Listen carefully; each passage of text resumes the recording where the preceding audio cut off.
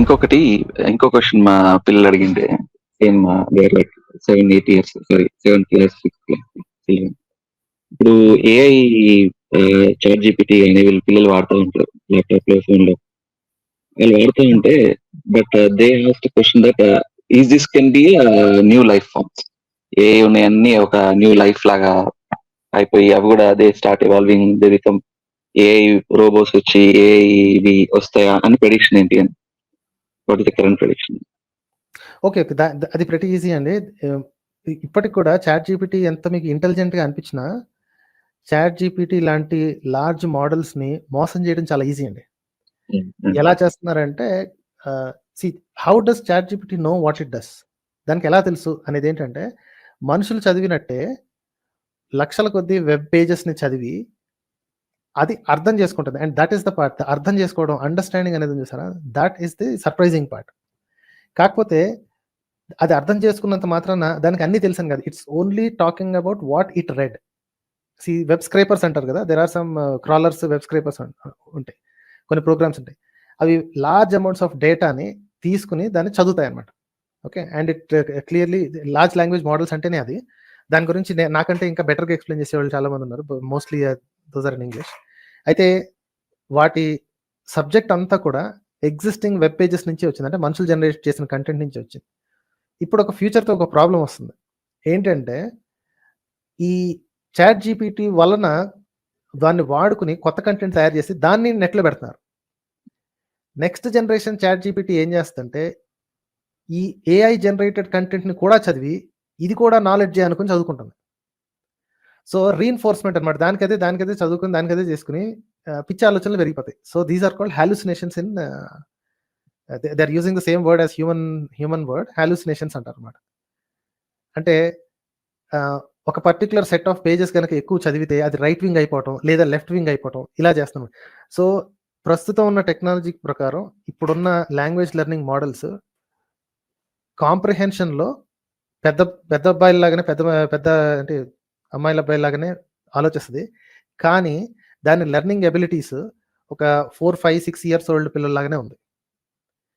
Next generation pitch పిల్లల్లాగానే ఉంది అది, but మనకు ఉపయోగపడుతుంది కాబట్టి వీ కాంట్ సే ఇదనమాట. It will never get a live, it will never behave as if it, అంటే సెన్షియన్స్ అనేది దానికి రాదండి. ఎందుకంటే ఇట్ స్టిల్ ఆ సెన్షియన్స్ అనేది కూడా మనుషుల ఎమోషన్స్ చూసి నేర్చుకున్నదే తప్ప దానికది వచ్చింది కాదు. Okay, maybe last question.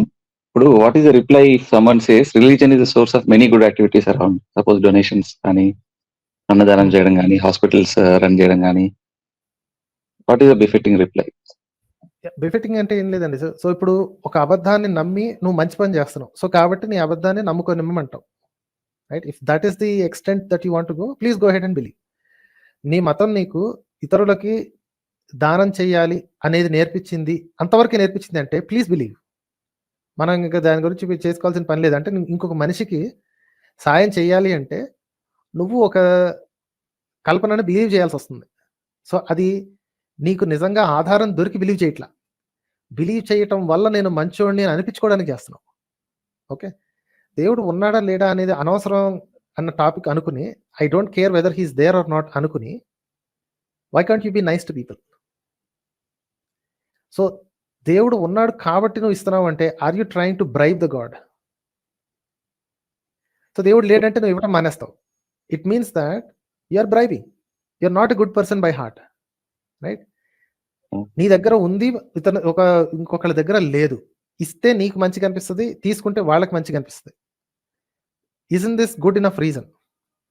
దేవుడు ఉండి ఆ దేవుడు నీకు చెప్పి దానం చేస్తే నీకు పుణ్యం వస్తుంది అని చెప్తే మాత్రమే నువ్వు చేస్తున్నావు అంటే, this is just a bribe. ఇది పుణ్యం కాదు, గుడ్ కాదు, మంచితనం కాదు. Don't try to cover it up as ఏంటి మేము మంచివాళ్ళం అని కవర్ ఇట్ అప్ చేయకు. Just quid pro quo. నేను వాడికి డబ్బులు ఇస్తే నాకు పుణ్యం వస్తుంది, ఆ పుణ్యాన్ని నేను ఇంకెక్కడో ఎన్కాష్ చేసుకుంటాను. That's not a nice way to live. నాకు అనవసరం, నాకు ఏది వచ్చినా లేకపోయినా నా దగ్గర కొంచెం ఉంది, అది టైం కానివ్వండి, ధనం కానివ్వండి, లేకపోతే హెల్ప్ చేసే కెపాసిటీ కానివ్వండి. ఎగ్జాక్ట్లీ. సో ఎదుటి మనిషి దగ్గర అది లేదు. సో నేను ఇస్తే, నా దగ్గర ఎక్సెస్ కెపాసిటీ కానీ ఎక్సెస్ మనీ కానీ ఉన్నది వాళ్ళకి ఇస్తే, ఇచ్చినందుకు నాకు హ్యాపీగా అనిపిస్తది. వాళ్ళ హ్యాపీనెస్ చూసి నాకు ఇంకా హ్యాపీనెస్ కనిపిస్తది. ఆ స్వార్థమైన మంచిదే.